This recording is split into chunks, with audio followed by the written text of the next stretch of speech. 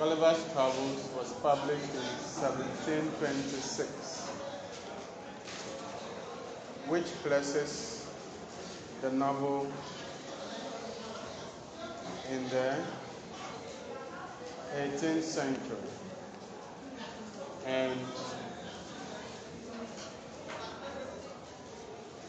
as we have said, for this course we are dealing with 18th century literature, the new classical period. So Gulliver's Travels is one of the works published in the new classical period, one of the earliest prose fiction. It's a satire. Remember that satire was the dominant art form in the new classical period. So this is satire in prose. It can be studied as a Menippean satire, and also be studied as a Juvenalian satire. The long title of the work is most works published at this time had short and long titles. So the long title of the work is Gulliver's Travels, or Travels into Several Remote Nations of the World, in 4 parts, by Lemuel Gulliver. First, a surgeon, and then a captain of several ships. That is the long title of the work. I'll take it again. Gulliver's Travels, or Travels into Several Remote Nations of the World. Full stop. In 4 parts, by Lemuel Gulliver, first a surgeon, and then a captain of several ships. Full stop. I'll take it again for the last time. The long title of the novel is Gulliver Travels, or Travels into Several Remote Nations of the World. Full stop. In 4 parts, by Lemuel Gulliver, first a surgeon, and then a captain of several ships. Full stop. Alright? The novel is organized in 4 parts.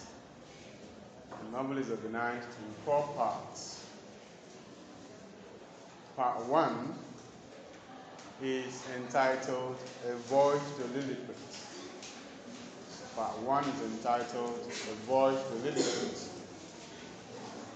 Part 2 is entitled A Voyage to Brobdingnag. Part 2 is entitled A Voyage to Brobdingnag. Part 3 is entitled A Voyage to Laputa, Balnibarbi, Lugna, Klubdubdrib, and Japan. Part 3 is entitled A Voyage to Laputa, Balnibarbi, Lugna, Klubdubdrib, and Japan. Balnibarbi is spelled B-A-L-N-I-B-A-R-B-I.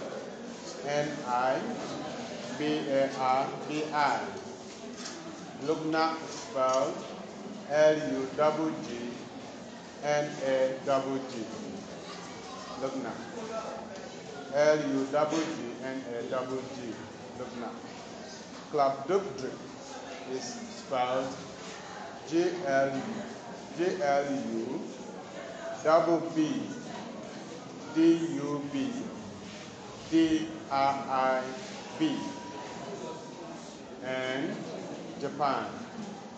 Part 4 is entitled A Voyage to Winhams. A Voyage to the Winhams. Winhams is the primary pronunciation of the word. Some also call it Hounams. Alright? But Winhams is the primary pronunciation. It is spelled H-O-U-Y H-N-H-N-M-S. Winhams. The voyage to the Winhams. In part 1 of Jonathan Swift's Gulliver's Travels, the central character and the narrator of the novel, Gulliver, is shipwrecked in an island populated by dwarfs, tiny little human beings known as the Lilliputians. They are about 6 inches tall, and in relation to Gulliver, they are very small. So in this land, Gulliver is a giant, and the Lilliputians are diminutive creatures. Soon, Gulliver learns that these people, these Lilliputians, are very troublesome and warlike in spite of their sizes. They have both problems within themselves in our society, and they also have problems with their neighbors. They cannot stay in peace with their neighbors. They have always been fighting. They have internal problems. They are divided in their politics and religion, as can be seen in the issue of which part of the egg to open or to crack when trying to eat the egg. Which part of the egg should be opened? Is it the small part or the big part? So those who believe that the big part of the egg should be opened are called the big Indians, and those who believe that the small part of the egg should be opened are called the small Indians. And as I said in the last class, this issue signals the internal division in Lilliput, especially the political and religious divisions. Religious division between the Catholics and the Protestants, and if you like, between the Tories and the Whigs. In the war with the Blefuscus, actually it is Blefuscu, B-L-E-F-U-S-C-U, Blefuscu. All right, in the war with Blefuscu, the Lilliputians show themselves to be incapable of living in peace with their neighbors. And of course, we must understand that England was always at war with France and other neighboring countries. So in part 1, we see how Swift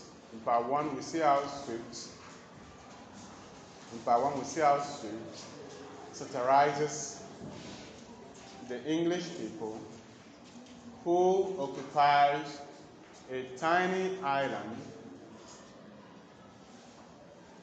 but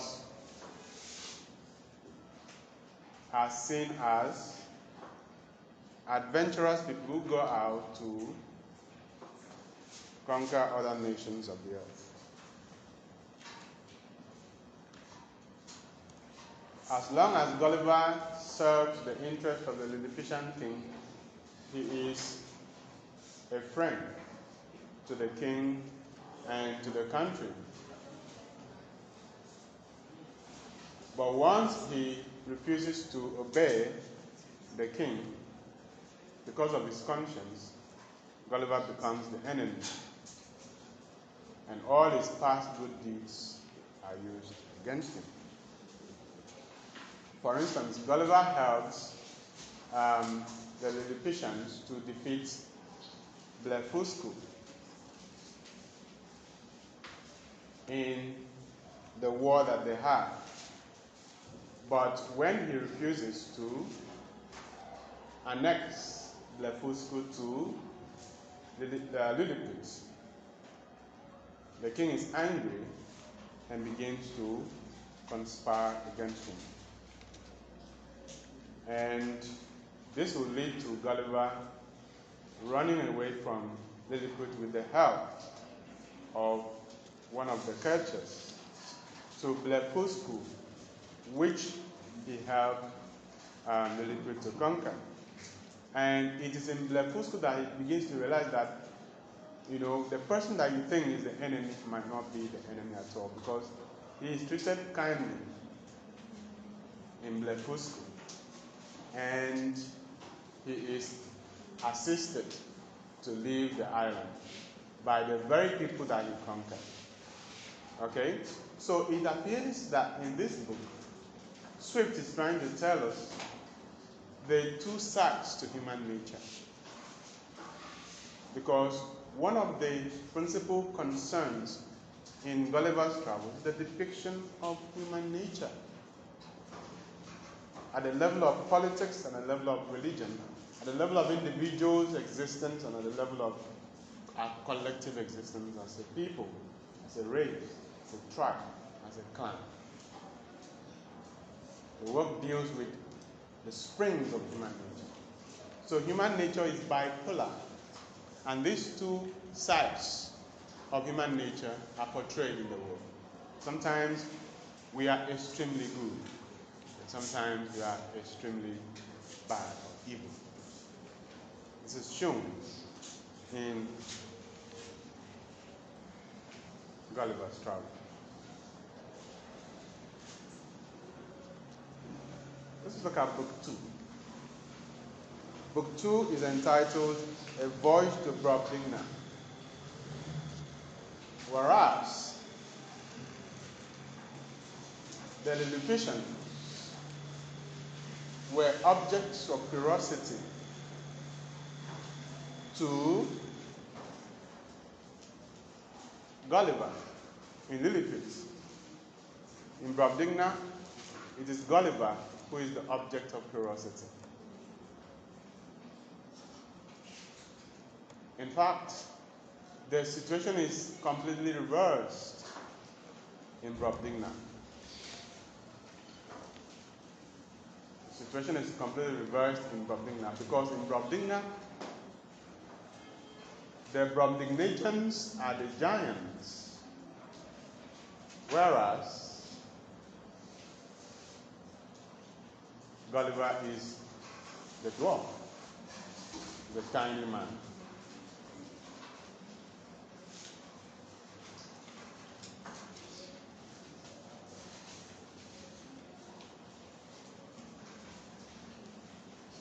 So one of the motifs that's portrayed in this work is the restlessness of the Englishman, the restlessness of the average Englishman, the adventurous nature of the average English person in the 18th century. Because each time that Gulliver goes home, he will tell himself that he will not travel again. That nothing in the world will make him travel again after he has succeeded, after he has been rescued from each disaster. But he will barely stay a year or two. He will be bored, he will be overcome by boredom, and he will want to go back to sea. All right? And the name of the ship that Gulliver travels in, the name of the ship that Gulliver travels in the second voyage, the Brobdingnag, is very instructive in this regard. Because the name of the ship is Adventure. Adventure.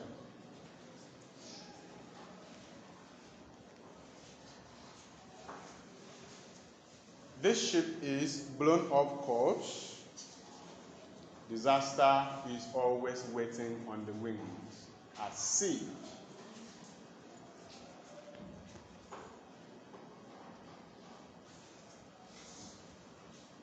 Either from nature or from human beings themselves, from people that Gulliver trusted. So this time around, a storm blows the ship, of course, and at a point, Gulliver is abandoned by his crew members in the peninsula. At the point, Gulliver is abandoned by his crew members in the peninsula. This place turns out to be Brobdingnag, a land inhabited by giants. This place turns out to be Brobdingnag, a land inhabited by giants. Gulliver is found by a farmer in Brobdingnag and taken to the house. The farmer is a giant about 72 feet tall. In relation to this farmer, and of course, afterwards, the people in Brobdingnag, Gulliver is a Lilliputian. Gulliver is a Lilliputian in Brobdingnag. And he becomes an object of curiosity. The Brobdingnagians just look at him and wonder, so human beings can be this small? Whereas all the while, Gulliver has been thinking himself to be a human being, a real human being. But in Brobdingnag, he is only a mimicry. He's only someone who tries to mimic humanity, but not necessarily human. The real humans are the Brobdingnagians. So all this while, Gulliver and his people have been mimicking humanity, trying to be human, but they were never human. So the book points to us, probably that perhaps we need to be humble as human beings, because probably somewhere there might be better human beings than we are. Okay? Because here on earth, human beings pride themselves of being the best creatures that ever could be. Better than the animals, because they have reason. But in Brobdingnag, Gulliver is made to see that he is a mere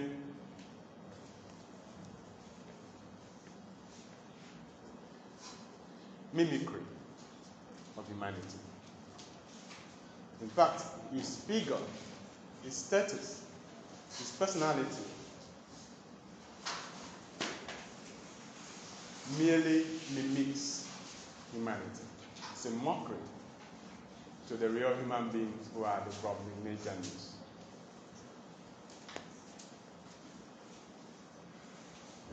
So,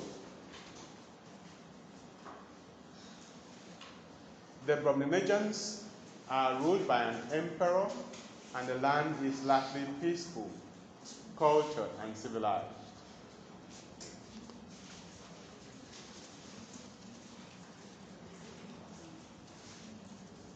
Gulliver is cared for by the farmer's daughter. Gulliver is cared for by the farmer's daughter by name Glumdalclitch. Glumdalclitch, spelled Glumdalclitch.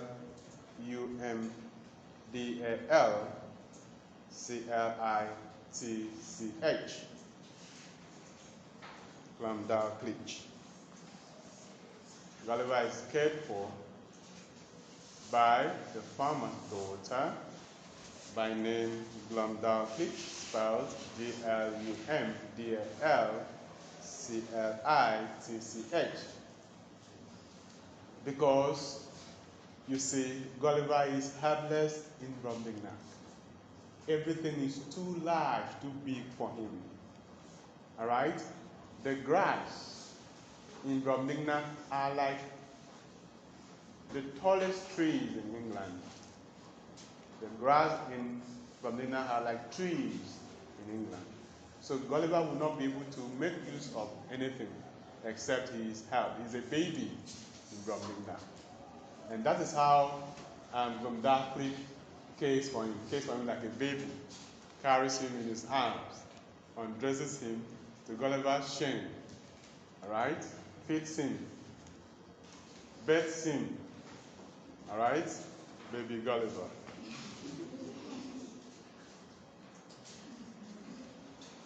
Of course, he is embarrassed, all right? An adult being reduced to a baby in this manner. But of course, he cannot help himself, all right? So if you read the text, you can see the point where he's embarrassed when Glamdarkly undresses him to bathe him, all right? But there's nothing he can do.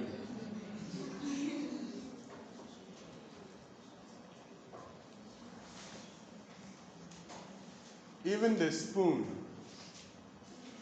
in Bromlingna are too big for Gulliver to use. All right? The spoon looks like paddles to him. Not even to talk about the chairs. He cannot sit, and then they are too big for him. So this farmer's daughter has to lift him and place him on the chair. Okay? Because in relation to the chair, it just looks like one rat or cat.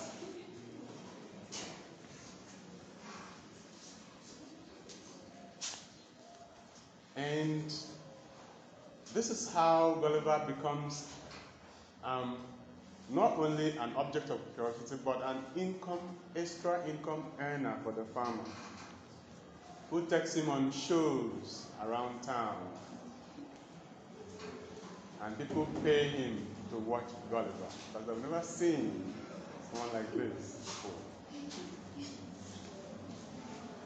Okay?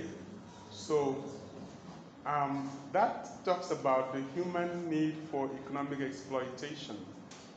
It is in the human nature to see the economic benefits in any situation. All right? If you hardly see the economic benefits of an situation, maybe you are a different human being.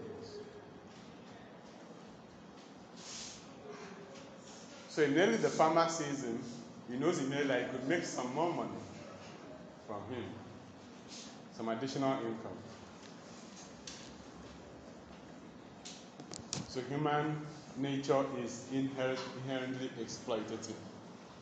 Human nature is what? Inherently exploitative. To make good economic use of every situation. Even if it is a human being that is involved. Doesn't matter. Alright?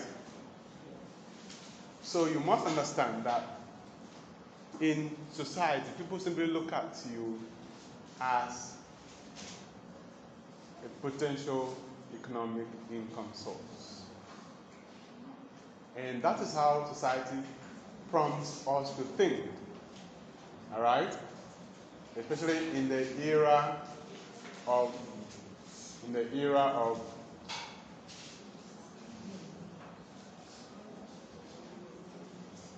marketing and consumption. People are sources of income.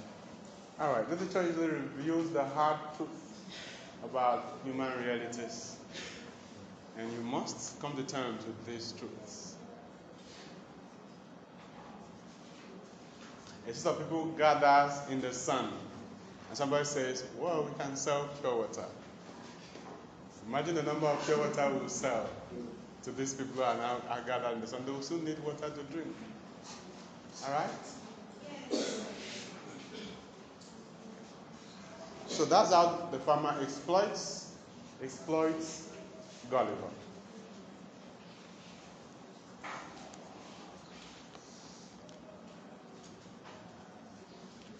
Okay? You know, we have this knowledge, but because we are the real human beings, we should be careful of how we use it against fellow human beings, right? We have to be humane. But some people don't care. They are so evil that they don't care. So that even war is profitable to some people. Because we know that. right? That certain people profit from even war situations. And after some years, when there are no wars being fought anywhere, they just say, why? We're not selling weapons. Let us instigate war somewhere in Africa. All right? Instigate war somewhere in Europe so that we can make some money. Let's make some money. So they do not care about those who are going to die when that war breaks out. They simply care that they are going to sell bombs and make millions of dollars. That's how the world works. And this is the truth about human existence, which you must understand. Situations are instigated to bring about economic benefits to certain individuals. Okay. So, this is seen in how Gulliver is driven by this farmer, because Gulliver brings in a lot of money. And mind you, this was also one of the aspects of colonialism. Because at a certain point in the colonial era, certain Africans were seen as objects of curiosity, and some of them were taken to Europe and they were used to make money by white people. If you have any peculiar attributes, they'll immediately take you across the ocean and they'll be showing you around all the centers of cultures in Europe, and they'll make money. There's evidence abounds in history to prove this.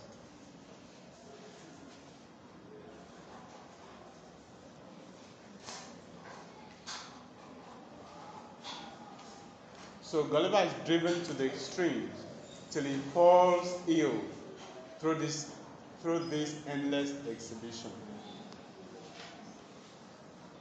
So the Queen of Brobdingnag sees him on one occasion and takes pity on him. Of course, she's entertained by Gulliver. She likes him and is strict, all right, and decides to buy him from the farmer, all right. That again alludes to the history of slavery at this time in human history, because the English people, the Europeans in the 17th century, who thought themselves civilized and better than other people, were still engaging in slave trade, selling of other human beings.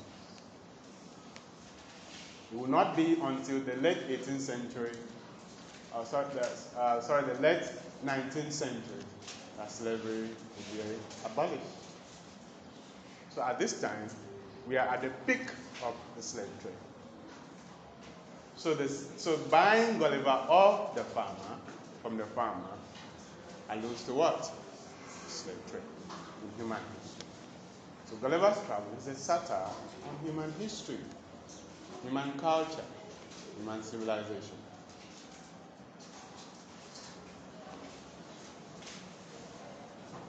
And the farmer's daughter is taken into the service of the queen so that she can continue to take care of Gulliver, because she is devoted to Gulliver. She does not only take care of Gulliver as a duty, she likes Gulliver. All right? In fact, she takes Gulliver as a pet, just as you like your cat, all right, and your dog. And you are devoted to your pet. All right? So Gulliver is also a pet in Brobdingnag. Okay? So this is how Gulliver gets to live in the household of the Emperor of Brobdingnag. This is how Gulliver gets to live in the household of the Emperor of Brobdingnag. And this is how he gets to have an encounter with the king. This is how he gets to have an encounter with the king. This is how he gets to have an encounter with the king. And so, on one occasion, he sits down with the king to discuss English history and culture, politics, religion, and civilization. And Gulliver speaks with pride about the history of England, the people, their culture, their religion, and history.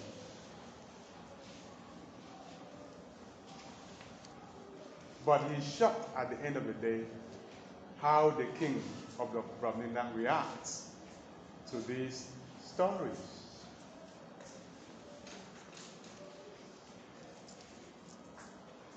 Because the king looks down on the English culture and civilization. The king looks down on the English culture and civilization. And this embarrasses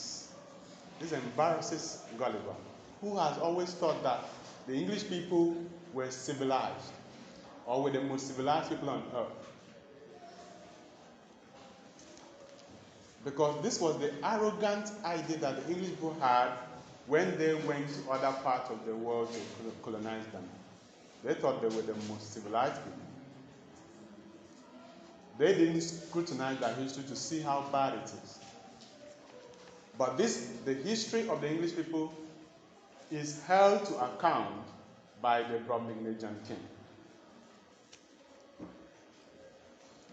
And I will take some quotes from the book to illustrate this. Gulliver says, "My color came and went," that's his session. He's angry and ashamed at the same time. "My color came and went several times with indignation," indignation means anger, "to hear our noble country," that's England, "the mistress of art and arms." Look at the epithets he's using to describe England. The mistress of art and arms. That means they are cultured. They have the best artists and they have the best military. The mistress of art and arms, the scourge of France. They were always winning a war with France.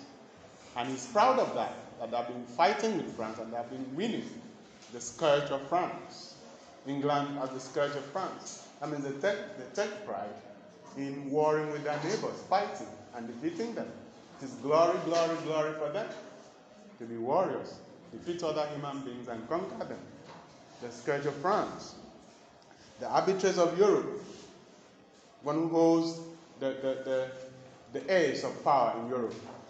The seat of virtue, it probably is an irony. Piety, honor and truth. The pride and envy of the world. Because by this time, England was the conqueror of the world. They had empires everywhere in India, the Americas. Of course, you know that the English people colonized America. So contemptuously treated. Let me take it in full now. "My color came and went several times with indignation to hear our noble country, the mistress of art and arms, the scourge of France, the arbitrage of Europe, the seat of virtue, piety, honor, and truth, the pride and envy of the world, so contemptuously treated." Looked down upon by the king of the Europeans.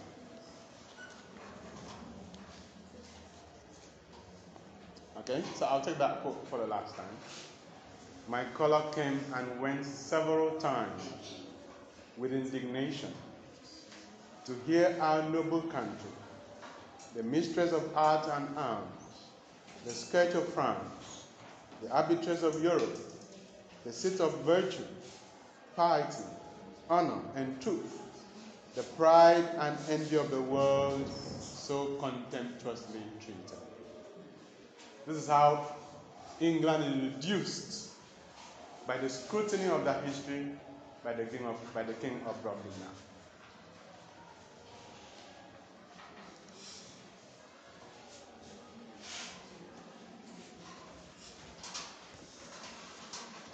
Another quote still from book 2 goes thus: "He was perfectly astonished," that's the king of Brobdingnag, "with the historical account I gave him of our affairs during the last century, protesting it was only a heap of conspiracies, rebellions, murders, massacres, revolutions, banishments, the very worst effects that avarice, faction, hypocrisy, perfidiousness, cruelty, rage, madness, hatred, envy, lust, malice, and ambition could produce, So the history of England in the last century is reduced to what? All these vices. And this is what Gulliver is proud of as the history of England. The history of England is nothing other than rebellion, greed, avarice, murders, massacres, banishments. And this is what Gulliver is proud of to tell another person.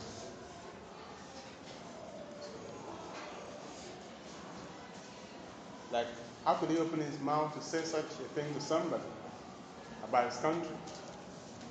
Okay? He was perfectly astonished. The king of Bromdina was astonished that Gulliver could say these things with pride.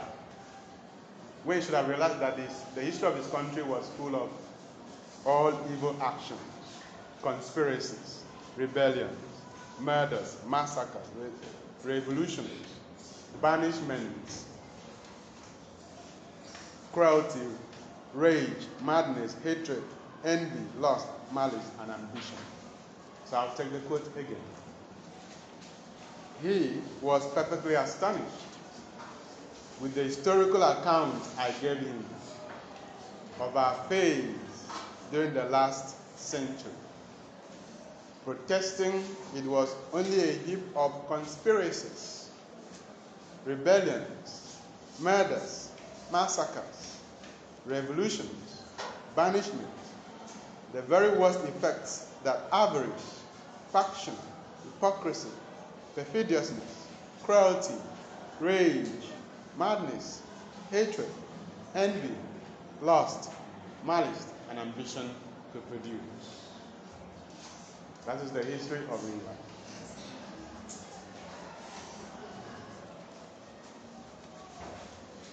The king goes on to tell Gulliver, the king of Bromdina goes on to tell Gulliver,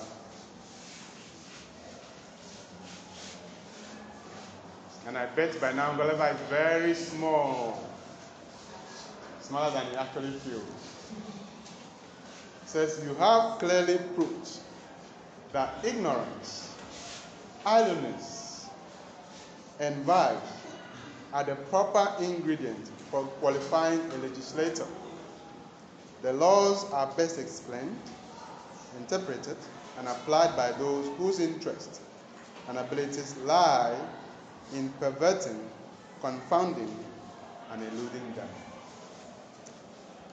He is criticizing the English legal system, which allows the powerful and the rich to get away from punishment and only punishes the poor and the less privileged.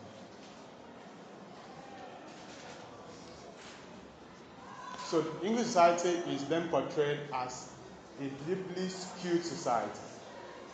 Society that is skewed in favor of the rich and the powerful, who themselves are those who make the laws, and make the laws in such a way that they always get away with their crime. And make the laws in such a way that only the poor and the less privileged get to be punished when they go wrong. It's an unjust society, built, structured to protect the strong, the rich, and the powerful, and structured to oppress the poor. And you must understand that this is at the heart of human nature because nothing has changed. You see why this work is timeless and universal, because even our society is still structured this way.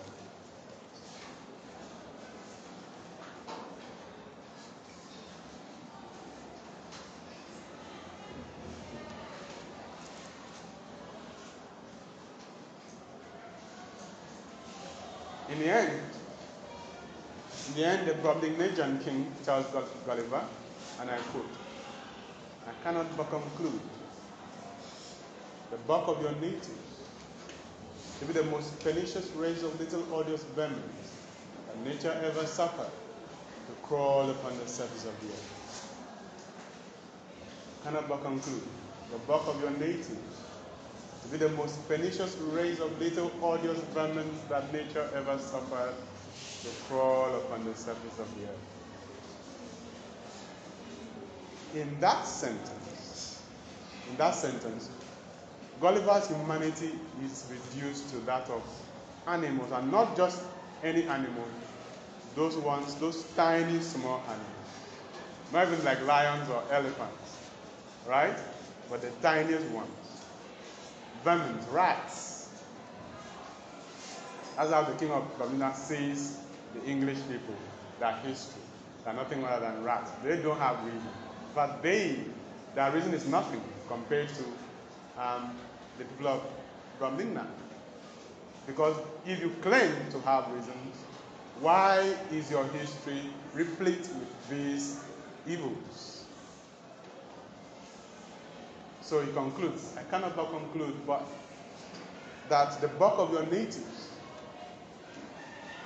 are what? Are rats. Okay?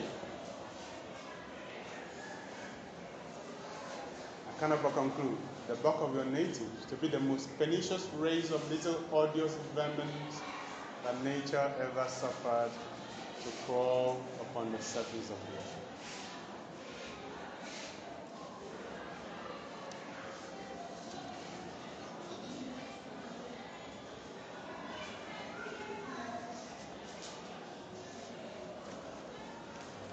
So, because of Gulliver's size, they had to build a little box for him, that like a cage that you put animals. So that's where he lives. He cannot live anywhere, cannot sleep anywhere. All right, so they had to build a little box for him. So whenever they are taking him out, they will carry him in that box. And when they get to where they are going, they will open it up, and the people will see him. All right. So one day, while he was outside, being taken somewhere, of course, we know that the birds in Brooklyn, can imagine the size of birds in Brooklyn, all right? They will just look like flying elephants, right? So one of the birds just picked up Gulliver's box and dropped it in the sea. All right? One of the birds in Brooklyn just picked up Gulliver's box, his house, with his beak, and dropped it in the sea. That's how Gulliver escaped. All right. One of the ships passing by picked up the box. When they opened, they see Gulliver. All right. They're just picking up the box like, what kind of box is this? Like, you have treasures at sea. If a ship capsizes, right? Treasures can be thrown out in the water, and people can go around picking it when they see it. So they just picked up this box, thinking that it contains treasures, only to see Gulliver. So that's how they take Gulliver back to England. All right? And I suppose that Gulliver will promise not to travel again, but he will definitely travel. So that takes us to book 3. Book 3, Gulliver's Travels. Book 3 of Gulliver's Travels.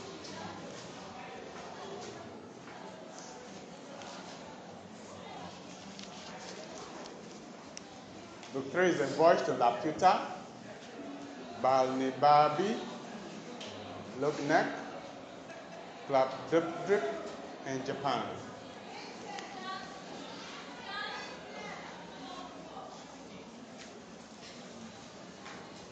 In this third voyage, Gulliver's ship is attacked by pirates. Gulliver's ship, S-H-I-P, Gulliver's ship is attacked by pirates.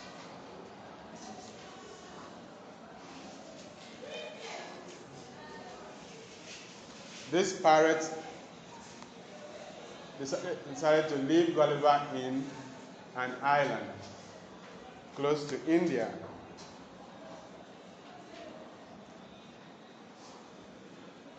And this is how Gulliver's adventure begins in book 3. First, Gulliver encounters Laputa. Laputa. L-A-P-U-T-A. Laputa. Which is a flying island. It was a flying island. Flying island. Laputa is a flying island. Or you can call it a hovering island. Okay? Called Laputa. It floats in the sky. So Gulliver is rescued by this island. They hand down a chain that they used to pull him up to Laputa. Now, Laputa is a nation that's regulated by science and scientific principles. Laputa is a nation that is regulated by the philosophy of science. Everything there is done according to scientific principles. In Laputa, they value mathematics, astronomy, physics, music, and so on. Anything scientific, anything intellectual. Things in Laputa are made in mathematical shapes. Everything in Laputa is made in any of the mathematical shapes. Triangle, squares, and so on and so forth.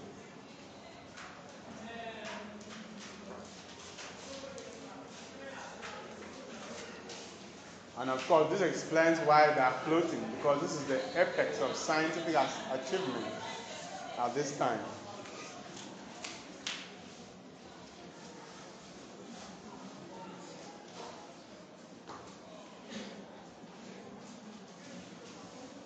But sadly, Laputa uses this scientific knowledge to oppress the other people who are moving on the earth. They colonize them. Please pay attention. They colonize them and make them to pay tributes to them. Laputa colonizes the people, the ordinary people on the earth, and makes them to pay tributes to them. So you see that the history of colonialism is a motif in this novel.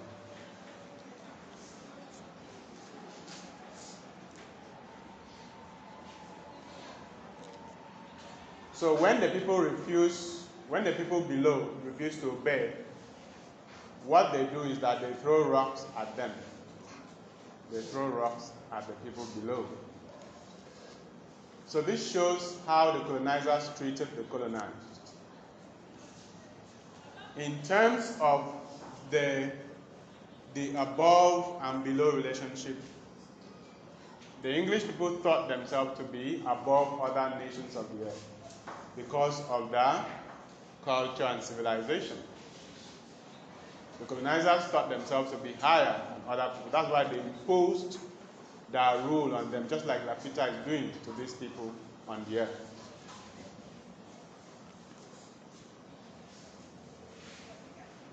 Whatever knowledge that they gained at this time, they used to oppress other peoples of the earth.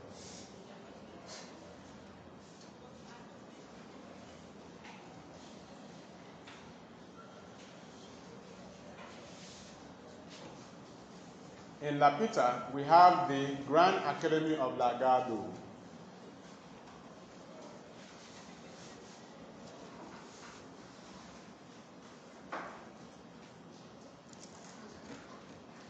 This is specifically located in Balnibabi, which is a kingdom under the rulership of Laputa. Balnibabi is where the Grand Academy of Lagado is located. Lagado is spelled L-A-G-A-D-O. And Swift is using Lagado as a replacement for the Royal Society. The Royal Society. We talked about the Royal Society at the beginning of the course. Society of Scientists. The Royal Society. So in Balnibarbi, these scientists are engaging in fruitless scientific experiments because Swift wants to satirize the activities in the Royal Society. They are seen engaging in fruitless and ridiculous scientific experiments. Swift and other writers were suspicious of science at this time. Remember what Pope said in an essay on man regarding science. Some of these experiments include extracting sunlight from cucumber, because you know in the process of photosynthesis, the plants usually absorb some sunlight, which they use to produce their food. And so these scientists are wondering whether they can, retrieve this sunlight from this plant. Okay? So one of the ridiculous experiments is how they could extract sunlight from cucumber. All right? They also tried to return human feces to the food that produced them. They also did an experiment to return human feces to the food that produced them. Okay? Turn human feces into food that produced the feces in the first place. There's also another experiment. There's also another experiment to soften rocks or marbles so that they can use it for pillows. Soften rocks or marble, which is to be used for pillows, so that they can be used as pillows, right? Ridiculous experiments by Royal Society are captured in this part of the portion of the text. But Swift uses the Grand Academy of Lagado to represent Royal Society. Okay? They also experiment on how to build your house from the roof to the foundation. All right? That's another ridiculous experiment.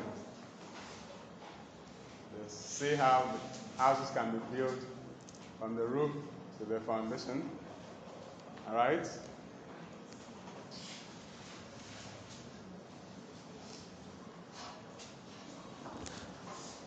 Of course, this is how African government in Africa operates. Okay?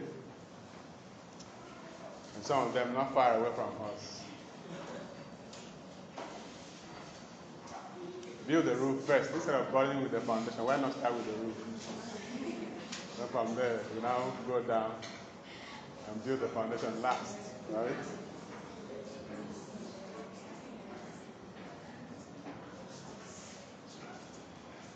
And another interesting thing is that these scientists are very serious about this project. And some of them have been engaged in it for many years, and they are not giving up. All right? Every day they wake up and are working on it. And when Gulliver visits them, they tell Gulliver that their greatest problem is funding, and they need more funding. All right? They need more funding for the projects they're handling. If they have more funds, they should be able to make headway in this experiment. Okay? And then Gulliver also goes to Glabdubdrib. Gulliver also goes to Glabdubdrib.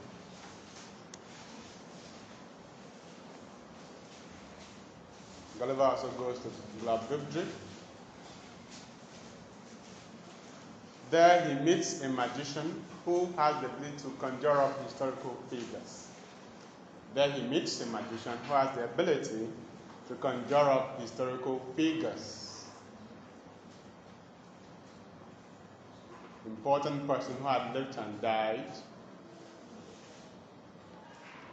These people include Julius Caesar, Homer, Aristotle, Achilles. And when these people come up, Gulliver will ask them questions concerning certain things about their lives. And their response will be in stark contrast to how they have been portrayed by historical accounts, by existing historical accounts. When this magician conjures up these historical figures, Gulliver will ask them certain questions concerning what they did. He say, wow, you did this during the war, or during this particular event. Their response will show that those historical accounts were actually false. So history is seen, human history is seen to be mostly a heap of lies, told to promote certain causes and certain people because they stood on certain sides during the events in history. And history is always written by winners, those who conquered others in battle. And so they always write this history to favor themselves. Whereas if you were to scrutinize this account, you see that the other side must have been right. It's like the history between the colonizer and the colonized. What did the colonizer say? The colonizer said that the colonized were savages and primitive people. Savages and the primitive people who did not know their left from their right. And they had to be educated, given another religion, a better religion, and all of that. But was that the truth? No, that was not the truth. The truth is that the English people were savages themselves, okay, in how they went about conquering the other nations of the earth. There was no logic in what they did. It was not true that these people did not have culture. Some of the cultures that they made were more advanced than the cultures of the English people. But they destroyed it so that they could write something different about this people.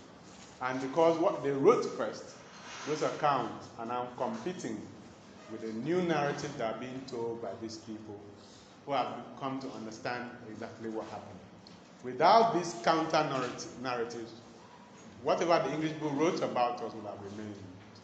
So history is written by winners, and they always write to make themselves better than the people that they conquer. So you must always remember that. So there's need for us to do what? To scrutinize historical accounts, to really know exactly what happened, to have a balanced view of events. Then Gulliver had an encounter with people that we call the Strawbroks. The Strawbroks. I'll spell. The Strawbroks is spelled S-T-R-U-L-D-B-R-U-G-S. The Strawbroks. S-T-R-U-L-D-B-R-U-G-S. The Strawbroks. These people are found in Lugnac, where Gulliver waits for his passage to Japan. The Strawbroks are immortals. The Strawbroks are who? Immortals. Immortals are people who never die.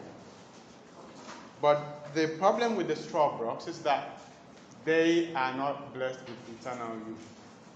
They are meant to live forever, but they cannot be forever young. All right? Yes. They are not forever young. But they are, in fact, it's not a blessing. They are cursed to live forever. All right? Since they cannot maintain their youth. So they keep growing old, and when they grow old, they keep growing older with all the infirmities of old age, and yet they cannot die. All right? Everybody say, what's a life? Right?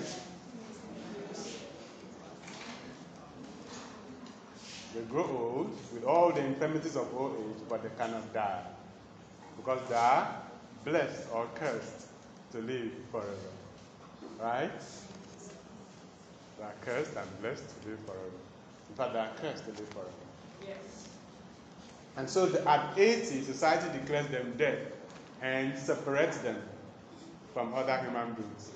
You are dead, but since you are not dead, by actually dying, so we have to bury you in a separate place. You guys can live there, all right, while we continue our existence.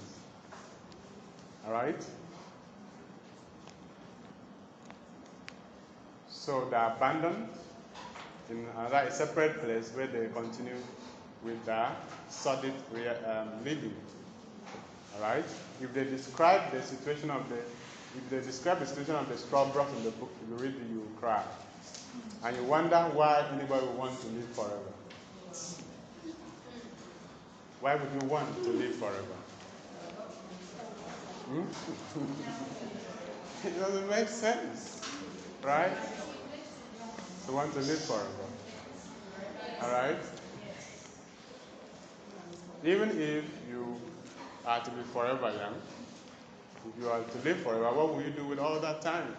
It will be boring at the point. All right? It will be boring at the point. All right?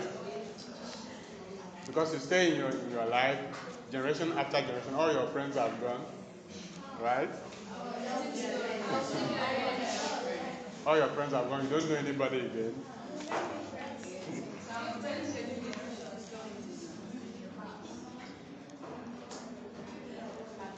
And you see the same thing all over again and again, nothing new. It will be so boring. You might be killed by boredom. Right? You will have seen all the parts of the world, there's nothing to see again. Okay? So it doesn't make sense to want to live forever.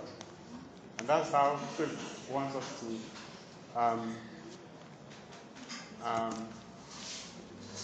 understand.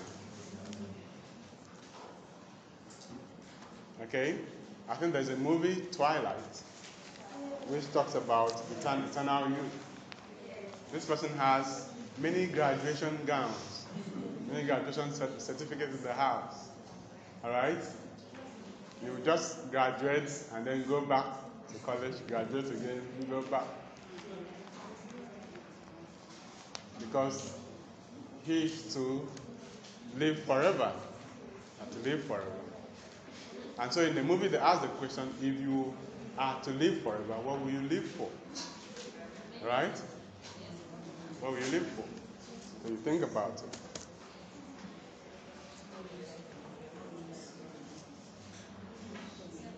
Okay, so part 4. So think about it. If you are to live forever, what will you live for? What will you be doing with all that time? All right?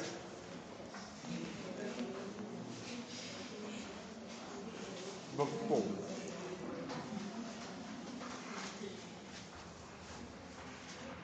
Book 4 is a voyage to the land of the Winans.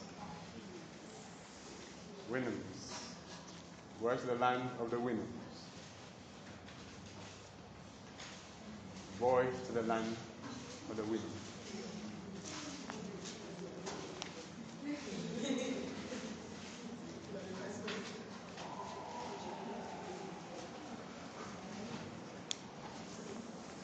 Everybody close your eyes. Close your eyes. Don't bow your heads. Just look at me and close your eyes. Look at me and close your eyes. Don't bow your heads. Simple instruction. Edo, close your eyes.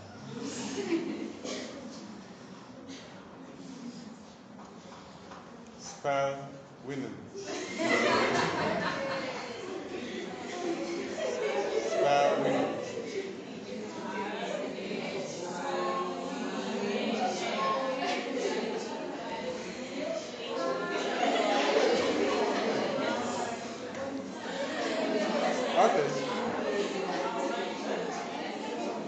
So this is Gulliver's last voyage. This is Gulliver's last voyage.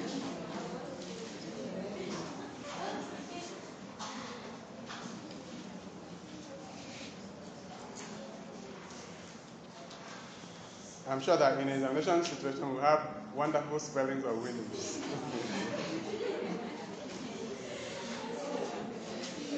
Eh? We have very creative and imaginative spelling of the word winnings.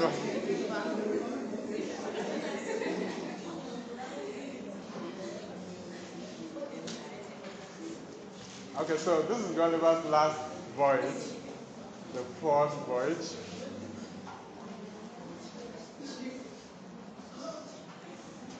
And you must understand that in his last voyage, Gulliver vowed not to travel again.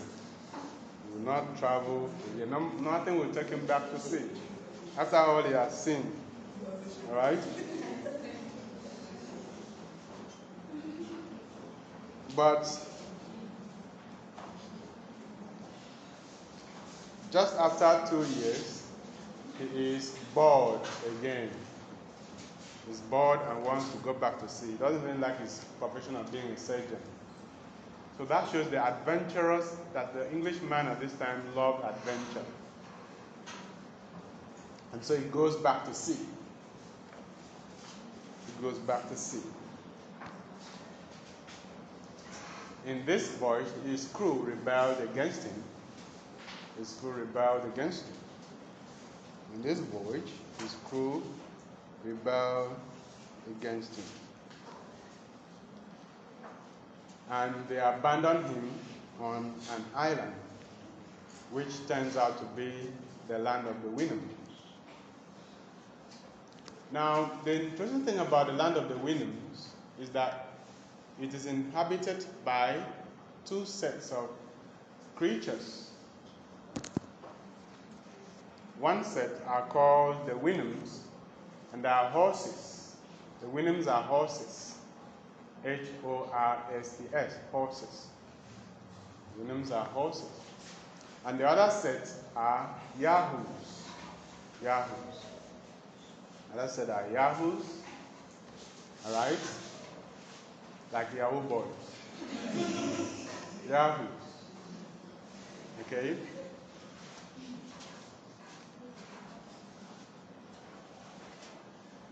And the Yahoos are like human beings, but they are unkempt. They are dirty and unkempt. They are depicted as primitive, that they are human beings in their primitive and savage state. The Yahoos are human beings in their primitive and savage states.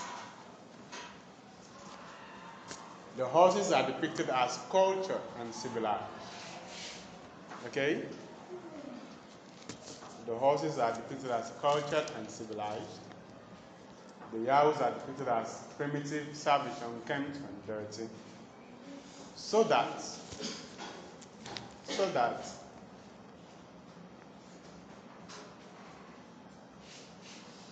Gulliver chooses to identify with the horses rather than with human beings. Don't want to stay with his fellow human beings. He runs away from it. He doesn't want anybody to think that he's a human being in the land of the Winnems. He chooses to stay in the household of one of the horses because the horses are cultured and civilized.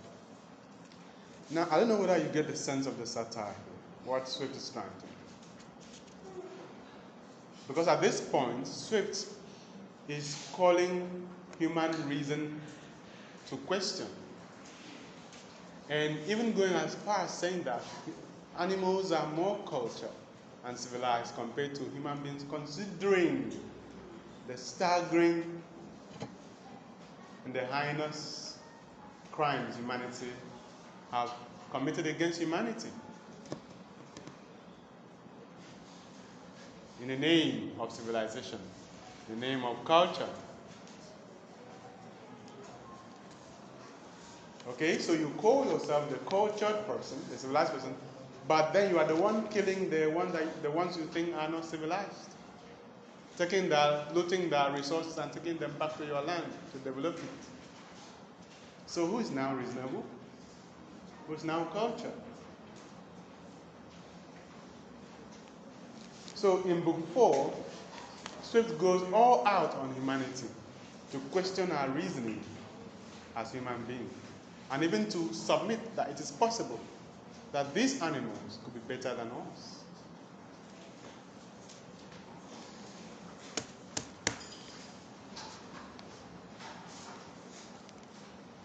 And so this is seen in how Gulliver identifies more with the horses, chooses to stay with them, does not want anybody to think that he's a human being. Because he doesn't like the Winham, he doesn't like the Yahoos and how they behave. So the Yahoos are semi-humans, while the animals are cultured and civilized. Gulliver is ashamed of the Yahoos and does not want to identify with them. But soon, Gulliver is called to question.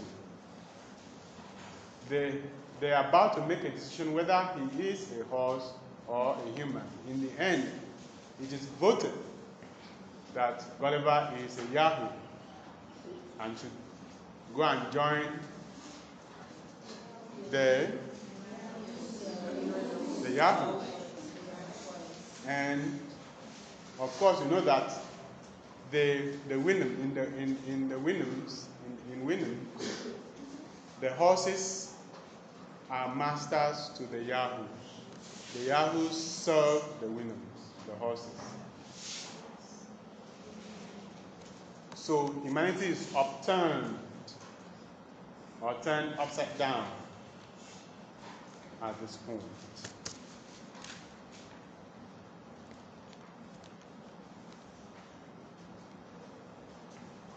Because Gulliver does not want to identify with the Yahoos, the Winham that he was staying with decides to help him go back home by preparing a raft for him. This raft meets with a disaster at sea, but Gulliver is rescued by a Portuguese ship. And then he's taken back to England, and he vowed not to travel again. But probably we know that he will definitely go back after some time. Now, in the ship, Gulliver is not comfortable staying with other human beings, having had an encounter with the horses and seeing how civilized and cultured they are. When Gulliver returns home, he also cannot stay with his family, his wife and children. He rather spends more time with horses in his stable, with the horses instead of talking to them, discussing with them, conversing with them.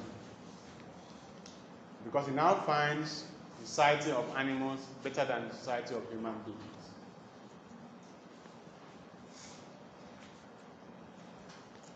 And people think that Gulliver is mad. But then madness is relative. Because the person who says that the other person is mad might be mad himself. Because somehow we think that the animals are mad, but the animals may also think that we are mad.